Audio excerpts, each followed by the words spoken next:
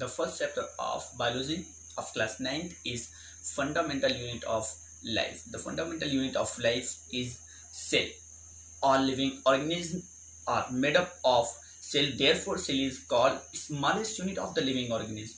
जितने भी living organism हैं, चाहे वो प्लांट हो या फिर एनिमल हो, सभी सेल से मिलकर बने हुए हैं, इसलिए सेल को हम सबसे स्मॉलेस्ट यूनिट कहते हैं. Cell is also called basic structural and functional unit of the living organism. हम सेल के नंबर के बेसिस पर बात करें तो on the basis of number of cell, living organism is of two type, unicellular and multicellular. Now unicellular, the organism which are made up of only one cell is called unicellular. For example, bacteria, blue green algae, amoeba, paramecium, etc. etc. Now multicellular, the organism which are made up of more than one cell is called multicellular. For example, human, cat, dog and higher plants. These all are made up of more than one cell, therefore they are multicellular. Now on the basis of presence of nuclear membrane, living organism or cell is of two type. Nuclear membrane के presence के basis पे living organism या cell दो तरह के होते हैं, eukaryotic and prokaryotic. Eukaryotic and prokaryotic.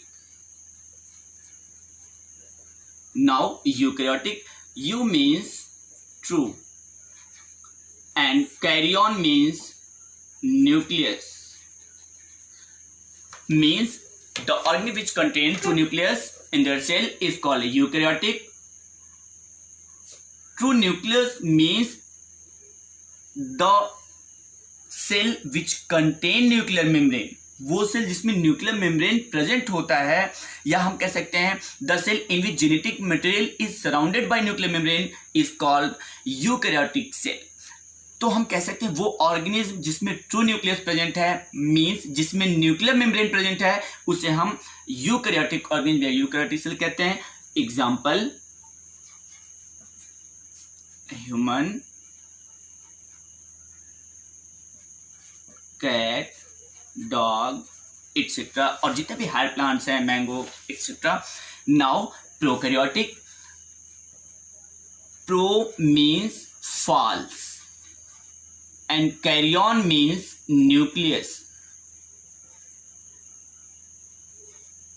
Carrion means nucleus, means ऐसे ऑर्गेनिज्म या ऐसा सेल जिसमें फॉल्स न्यूक्लियस प्रेजेंट हो. फॉल्स न्यूक्लियस किसे कहेंगे? The cell in which nuclear membrane is absent, or you can say the cell in which genetic material is not surrounded by the nuclear membrane is called prokaryotic cell or prokaryotic organism. Example हम देख लेते हैं, bacteria and blue green algae. Bacteria and blue green algae ये prokaryotic organism है. That is the difference eukaryotic and prokaryotic organism में. अगर हम थोड़ा सा बनाकर देखें, suppose that this is the eukaryotic cell in which nucleus is present near the center of the cell.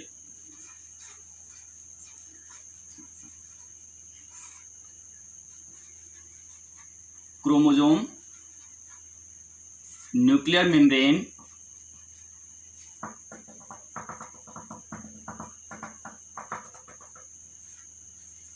cytoplasm, cell membrane, it is also called plasma membrane, cell membrane, and tiny structures are present in cytoplasm. बहुत सारे छोटे छोटे structure present होते हैं cytoplasm में.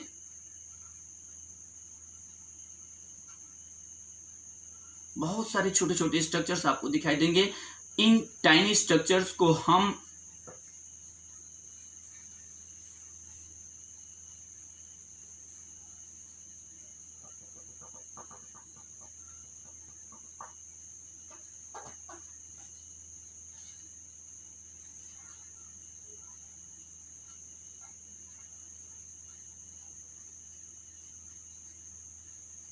इन tiny structures को हम cell organelle कहते हैं। Mitochondria,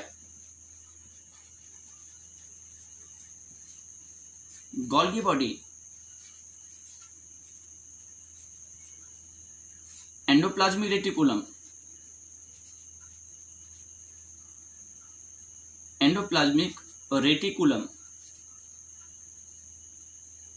and this is the plastid.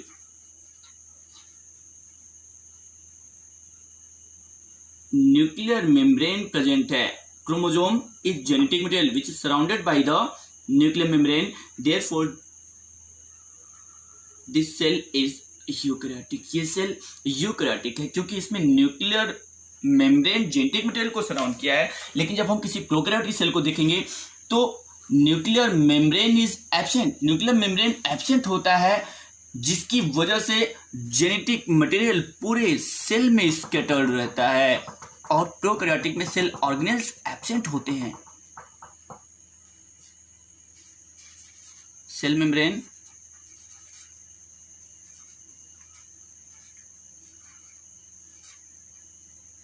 Cell membrane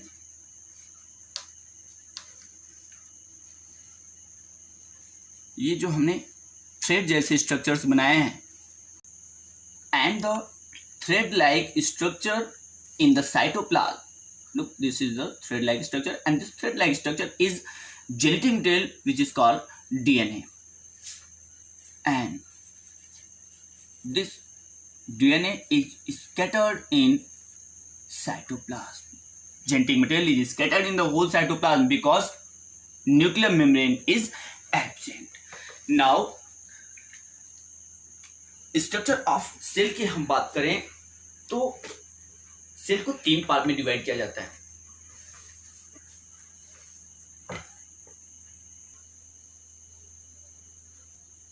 cell membrane, cytoplasm and nucleus. Cell को 3 पार्ट में डिवाइड किया जाता है। हम सेल के स्ट्रक्चर की अगर बात करें तो सेल को 3 पार्ट में डिवाइड किया जाता है। Cell membrane, cytoplasm and nucleus. Cell membrane is the outermost covering of the cell, which enclose the cytoplasm and separate one cell to the another cell. Cell membrane is made up of protein and phospholipid.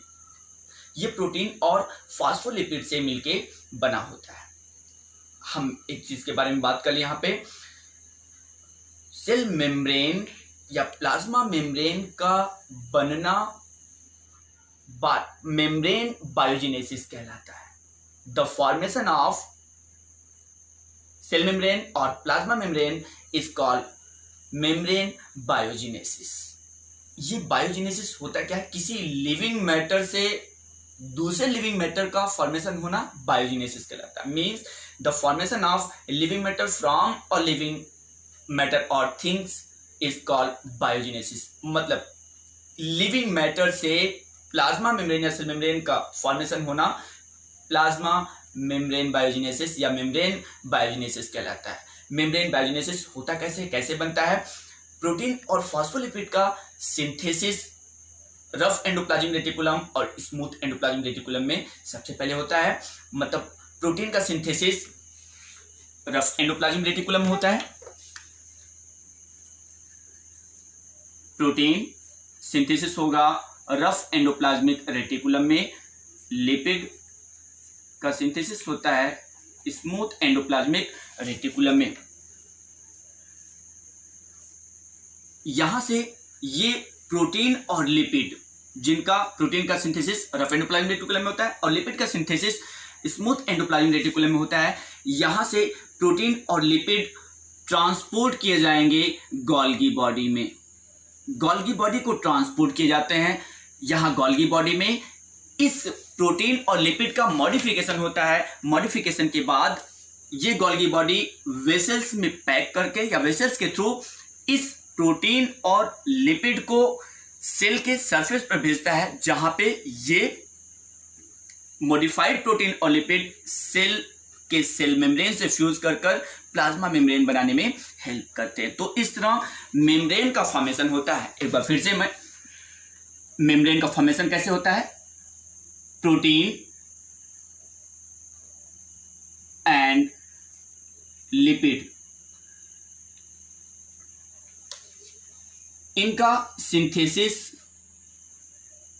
RER and SER में होता है। फिर यहां से ये से transport करते हैं गोल्गी बॉडी में, किस लिए? फॉर मॉडिफिकेशन के लिए। नाउ ये गोल्गी बॉडी इस प्रोटीन और लिपिड को मॉडिफाई करेगा और इसे ट्रांसपोर्ट करेगा on the surface of cell के सरफेस पे इस प्रोटीन और लिपिड को वेसल्स के थ्रू ट्रांसपोर्ट करेगा, जहां पे ये प्रोटीन और लिपिड जो मॉडिफाइड हो चुके हैं ये सेल के सेल मेम्ब्रेन से फ्यूज कर जाएंगे और प्लाज्मा मेम्ब्रेन बनाने में हेल्प करते हैं। हम यहाँ पे थोड़ा सा बात कर लें ट्रांसपोर्टेशन के बारे में। हम प्लाज्मा मेम्ब्रेन के स्ट्रक्चर के बारे में बात करते हैं। थोड़ा सा हम इसके ट्रांसपोर्टेशन के बारे में बात कर लें कि कैसे ट्रांसपोर्टेशन होता है। ट्रांसपोर्टेशन दो तरह का होता है, active transport and passive transport. Active transport किसे कहते हैं? ऐसा ट्रांसपोर्ट जिसमें सब्सटेंस एक प्लेस से दूसरे प्लेस जाने पर एनर्जी का रिक्वायरमेंट नहीं करता। ऐसे ट्रांसपोर्ट को हम पैसिव ट्रांसपोर्ट कहते हैं या पैसिव मूवमेंट कहते हैं। Means the transport in which energy is not required for the transportation of material from one place to another place. ऐसा ट्रांसपोर्टेशन जिसमें एनर्जी की रिक्वायरमेंट नहीं होती मटेरियल को एक स्थान से दूसरे स्थान पर भेजने में, उसे हम पैसिव ट्रांसपोर्ट कहते हैं। एक्टिव ट्रांसपोर्ट, जैसे पैसिव ट्रांसपोर्ट का example diffusion and osmosis. Diffusion is a process in which gas और solid move from higher concentration to lower concentration, and osmosis is the process in which liquid or solvent move from higher concentration to lower concentration. Now active transport, the transport in which material required energy for the transportation of one place to another place। ऐसा transportation जिसमें material को energy की जरूरत हो एक स्थान से दूसरे स्थान पर जाने में। जैसे एक्टिव ट्रांसपोर्ट किसी मटेरियल का प्लाज्मा मेम्ब्रेन के थ्रू एक सेल से दूसरे सेल या वन पार्ट से सेल के एक पार्ट से दूसरे पार्ट में ट्रांसपोर्ट होने के लिए एनर्जी की रिक्वायरमेंट होती है और इस तरह के ट्रांसपोर्ट को हम एक्टिव ट्रांसपोर्ट कहते हैं। मीन्स हम कह सकते हैं the transport in which material required energy for the transportation from one place to another place across the cell membrane। ऐसा ट्रांसपोर्ट जिसमें मटेरियल एक स्थान से दूसरे स्थान या एक सेल से दूसरे सेल या प्लाज्मा मेम्ब्रेन के थ्रू ट्रांसपोर्ट होने के लिए एनर्जी का रिक्वायरमेंट करे, उसे हम एक्टिव ट्रांसपोर्ट